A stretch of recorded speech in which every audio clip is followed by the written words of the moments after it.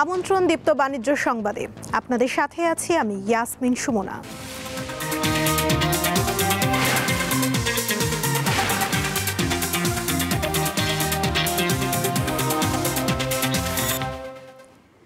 শীতের আমেজ শুরু হলেও রাজধানীর কাঁচা বাজারে সেই শীতলতার ছোঁয়া নেই।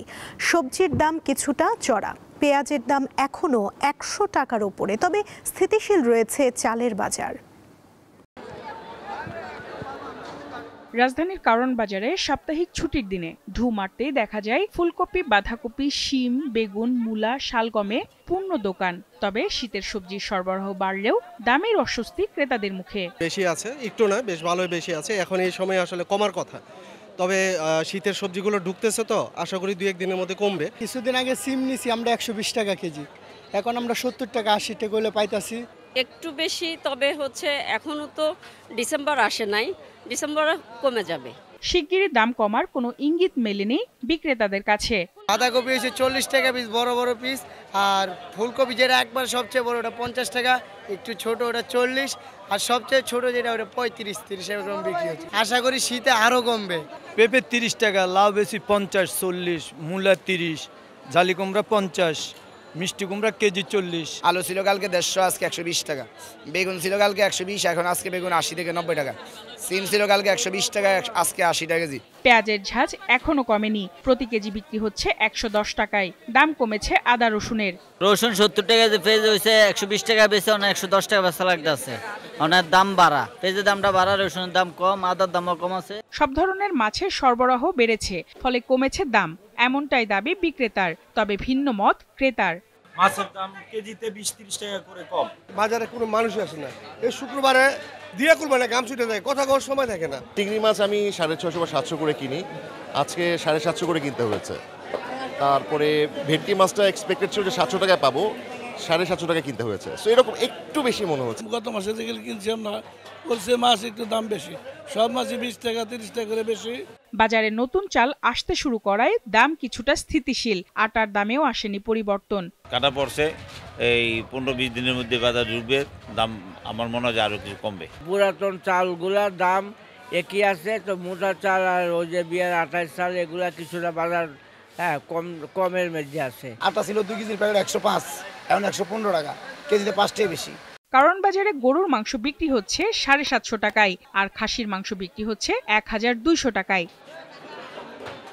সঞ্জিতা প্লাবনী, দীপ্ত সংবাদ, ঢাকা।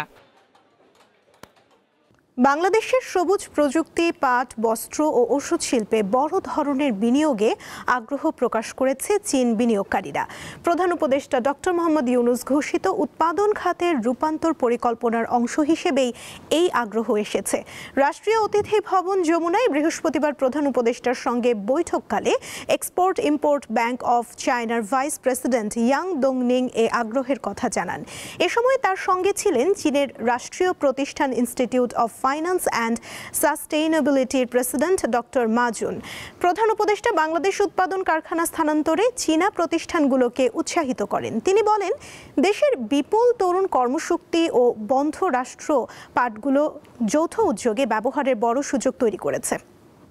মাচাং পদ্ধতিতে সবজি চাষে ঝুঁকছেন বান্দরবানের চাষিরা। একসময় নিজেদের প্রয়োজনে ক্ষুদ্র পরিসরে সবজি চাষ করতেন তারা, কিন্তু এখন তা বাণিজ্যিকভাবে করছেন পাহাড়ের কৃষকরা। মাচাং পদ্ধতিতে রোগবালাই কম ও ফলন বেশি হওয়ায় দিন দিন বাড়ছে এই পদ্ধতির চাষ। পাহাড়ের ঢালুতে চাষ হচ্ছে নানান ধরনের সবজি, এর মধ্যে বরবটি, লাউ, কুমড়া, করলা, শসা, শিম অন্যতম। মাচাং পদ্ধতিতে চাষ করা হচ্ছে এসব সবজি। একসময় নিজেদের প্রয়োজন মেটাতে ছোট পরিসরে সবজি চাষ করতেন পাহাড়ি জনপদের মানুষ, কিন্তু জনসংখ্যা বৃদ্ধি এবং কৃষি জমি কমে যাওয়ায় বাধ্য হয়ে চাষাবাদ পদ্ধতিতে পরিবর্তন এনেছেন তারা। এখানে যেটা হয় সেটা আমরা নিয়ে যাই, এটা একটা আলাদা একটু চাহিদা বেশি, কেননা এখন আমরা জনসংখ্যা বাড়ি হয়ে গেছে, কিন্তু মাটিতে বাড়ায় নাই। আবহাওয়া অনুকূলে থাকলে আর সঠিক পরিচর্যায় ভালো ফলন হয় বলে জানান চাষিরা।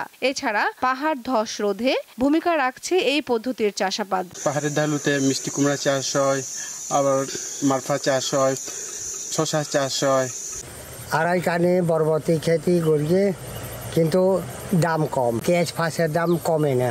4200 হেক্টর জমিতে এবছর সবজি আবাদের লক্ষ্যমাত্রা ধরা হয়েছে, আর উৎপাদন লক্ষ্য ৭৬,৮৬০ মেট্রিক টন। যদি সবজি চাষ করা হয় তাহলে উৎপাদন উত্তরোত্তর বৃদ্ধি পাবে। বান্দরবানের বিভিন্ন পয়েন্টে, বান্দরবান সহ সারা দেশে যদি এটা করা হয় তাহলে আমাদের দেশের সবজি উৎপাদন বাড়বে এবং কৃষকরা লাভবান হবে। পাহাড়ে উৎপাদিত সবজি স্থানীয় চাহিদা মিটিয়ে যাচ্ছে কুমিল্লা, নোয়াখালী সহ দেশের বিভিন্ন প্রান্তে। কামরুন নাহার, দীপ্ত, বার্তাকক্ষ। দিনাজপুরে শীতকালীন সবজি চাষ বদলে দিচ্ছে কৃষকের ভাগ্য। দ্বিগুণ থেকে তিনগুণ লাভে এসব সবজি বিক্রি করছেন তারা। শুধু শীতকালীন সবজি চাষ করে স্বাবলম্বী হয়েছেন অনেকে। দিনাজপুরের বিস্তীর্ণ মাঠ জুড়ে এখন শুধুই সবুজের সমারোহ। সারি সারি ফুলকপি, বাঁধাকপি, লাউ, শসা সহ নানা জাতের শীতকালীন সবজি। ভালো ফলন পেতে সবজি ক্ষেত পরিচর্যায় ব্যস্ত চাষিরা।